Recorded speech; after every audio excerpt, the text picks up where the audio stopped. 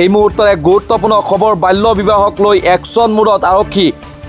পুনৰ 416 জনক আটক কৰিছে অবৈধ স্বামী বাল্য বিবাহৰ বিৰুদ্ধে পুনৰ একশ্যন মোডত অসম আৰক্ষী এই মুহূৰ্তত ডাঙৰ খবৰ ৰাজ্যৰ চুকে কোণে আৰক্ষী তীব্ৰতৰ অভিযান পৰিলক্ষিত হৈছে এতিয়া কোনো অবৈধ স্বামী হাৰি নাযাব আৰক্ষীৰ হাতৰ পৰা অবৈধ স্বামীসহ বাল্য বিবাহত জড়িত লোকেৰে ভৰি পৰিছে এতিয়া থানা আৰক্ষীৰ পৰা হাৰি নগল বাল্য বিবাহ কৰোৱা কাজী পূজাৰী ৰাজ্যৰ বিভিন্ন প্ৰান্তৰ পৰা 416 জনক গ্ৰেপ্তাৰ কৰিছে আৰক্ষীয়ে বাল্য বিবাহৰ বিৰুদ্ধে পঞ্জীয়ন হৈছে নতুনকৈ 335টা গোচৰ চৰকাৰৰ কঠোৰ নিষেধাজ্ঞাৰ পিছতো দিয়া নাছিল কোনো কাণহাৰ ৰাজ্যত একাংশৰ মাজত এতিয়াও প্ৰচলিত হৈ আছে বাল্য বিবাহ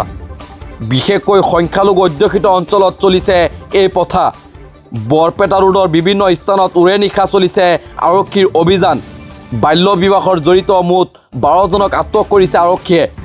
আটক হ'ল নাবালিকাৰ স্বামী পিতৃ শহুৰ আৰু আত্মীয়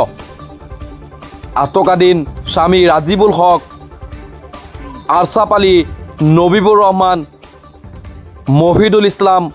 ছায়ছুদ্দিন মফিদুল ইছলাম শাহজাহান আলী ফুল মামুত আলী নবীৰ আলী নজৰুল হক তায়েব আলী মনিৰুল হকক আটক ৰঙিয়াত 5 জনকৈ অবৈধ স্বামীক আটক কৰিছে আৰক্ষীয়ে জালত পৰিল ডেৰাছ আলী ফিজনুৰ আলী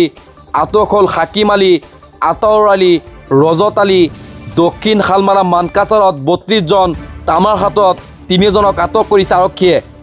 মৰিগাঁৱত 16 জন হাইলাকান্দিত 21 জনক আটক কৰিছে অসম আৰক্ষীয়ে